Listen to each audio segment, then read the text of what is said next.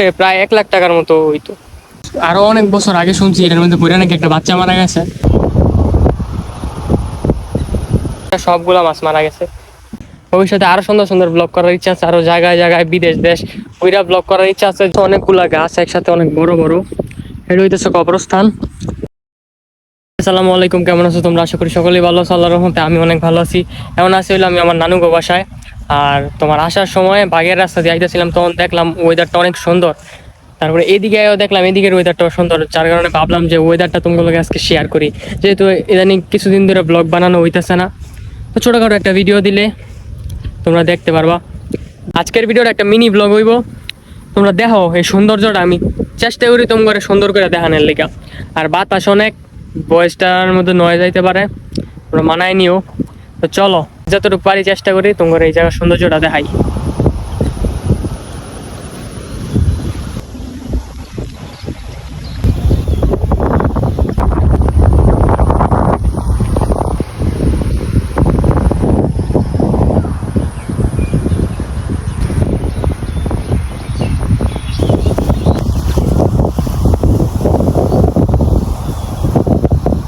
Guys, ওই যে দেখতে পারতেছো অনেকগুলা গাছ একসাথে অনেক বড় বড়, এটা হইতেছে কবরস্থান। আর এটার পাশেই আছে হলো মাদ্রাসা, ওই যে মাদ্রাসার ভবন দেখা যাইতেছে। আর এই যে পাশে হলো মসজিদ। একটা দেখো কত সুন্দর ভাই, যারা শহরে থাকে ভাই হ্যাঁ তো এটি জীবনেও ফিল করতে পারে না।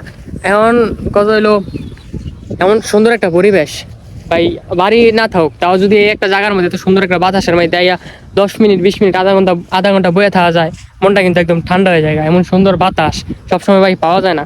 আর কালকে রাত্রে বৃষ্টি হয়েছিল, যার কারণে আজকেও হইতে পারে। আকাশের অবস্থা তেমন বেশি একটা ভালো না, আজকেও হইতে পারে। হয়তো বা বৃষ্টি হইব দেখেই এত সুন্দর বাতাস একদম ঠান্ডা করে দিতেছে মনটা। আর এই বাড়ি জায়গার মধ্যে এই জায়গায় ফুটবল খেলা বলা ভাই, আগে খেলতো ওই যে দইন সাজে হয়েছে সেই জায়গার মধ্যে, তো এমন খেলে আমগো এদিকে তো ভাই মাঠও নাই, মানুষ যে খেলবো এমন ভালো মাঠ নেই। আছে দুই একটা পাইলট স্কুলের মাঠ, বড় যেটা সেটা। তারপরে আশেপাশে এমন আমগো এই সাইডে খেলার তেমন ভালো একটা প্লেস নাই। এইদিকে ক্ষেত আছে, ক্ষেতের মধ্যে মানুষ খেলে। এটা দেখতেছো গাছপালা দিয়া ভরা, এটা হইতেছে আমার নানু গো পুকুর। কিছুদিন আগে এটার মধ্যে মাছ ছাড়ছিল, মাছ ছাড়ার পরে মাছ অনেক বড় হয়েছে। তারপরে হঠাৎ করে পানির মধ্যে গ্যাস হইয়া কি কারণে জানি, নাকি ফার্ম আছে, ফার্মের কারণে হয়তো বা গ্যাস হইয়া সবগুলা মাছ মারা গেছে। বিক্রি করলে প্রায় 1 লাখ টাকার মতো হইতো, লাভ সহ আর কি। আর এই ক্ষেতটা আগে নানা ছিল, বিক্রি করে দিছে, এখন এইটা নানার। আর এই পুকুরটা নানু গো বাসায় আসলে এই জায়গাটার মধ্যে মাঝে মাঝে আইসা খেলতাম। আর এই যে এটা হলো একটা পুকুর, তোমার আরো অনেক বছর আগে শুনছি এটার মধ্যে পড়ে নাকি একটা বাচ্চা মারা গেছে। এখন মাছ চাষ করে, আগে গোসল করতো। আমার নানু গোটার মধ্যে আগে গোসল করতো, এখন মাছ চাষ করে, এখন কেউ গোসল টোসল করে না। ওই যে এদিকে একটা রাস্তা আছে, মাটির রাস্তা, এইদিকেও যাইতে পারতাম কিন্তু পানি, যার কারণে যাবো না। এই রাস্তাটাও সুন্দর। তো আমার মিনি ব্লগটা তোমাদের কাছে কেমন লাগলো অবশ্যই কমেন্টে জানাইবা। আর ভালো লাগলে অবশ্যই লাইক কমেন্ট করে পেজটারে ফলো দিয়ে পাশে থাকবা। ইউটিউব চ্যানেল থেকে দেখলে চ্যানেলটা সাবস্ক্রাইব করে দিবা, নতুন চ্যানেল।